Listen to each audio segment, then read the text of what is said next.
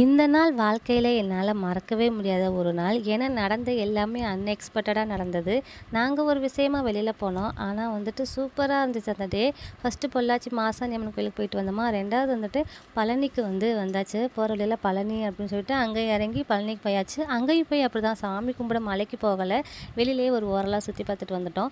இங்க பெயிண்டிங் பண்ணியிருந்தாங்க. முருகனுடைய 6 படை வீடுகளும் பார்க்கவே அவ்வளோ அழகா இருந்தது. இது பெயிண்டிங்கா, டிராயிங்கா என்னன்னே தெரில அச்சான்னு. ஆனா பார்க்க நல்லா இருந்துச்சு. அப்படியே அங்கே ஒரு கடைக்கு போயிட்டு கொஞ்சம் தேவையான பொருள் வாங்கிட்டு நேராக கந்த விலாஸ் போயிட்டு பழனிக்கு வந்தோன்றதுக்கு ஆதாரமாக பஞ்சாமிர்தம் வாங்கிக்கிட்டு கிளம்பியாச்சு. பயங்கரமான தலைவலி. அதனால் போகிற வழியில் செம்பட்டி பக்கத்தில் ஒரு பேக்கரியில் நிறுத்தி டீ வாங்கி குடிச்சிட்டு நேராக வீட்டுக்கு போயாச்சு. வீட்டுக்கு போகிறப்போ மணி 10. நான்லாம் பயங்கரமாக டயர்ட் ஆகிட்டேன். வீட்டுக்கு போனோன்னே டக்குன்னு ஜுவல்ஸ் எல்லாம் மாற்றிட்டு ட்ரெஸ் சேஞ்ச் பண்ணிவிட்டு ஃபேஸ் வாஷ் பண்ணிவிட்டு தலையை சிக்க எடுத்துகிட்டு படுத்து தூங்க வேண்டியதான். அவ்வளோதான். நாளைக்கு வீடியோவில் பார்க்கலாம். என்னோடய வீடியோ உங்களுக்கு பிடிச்சிருந்துச்சின்னா மறக்காமல் நம்ம சேனலை சப்ஸ்கிரைப் பண்ணிக்கோங்க. டாட்டா.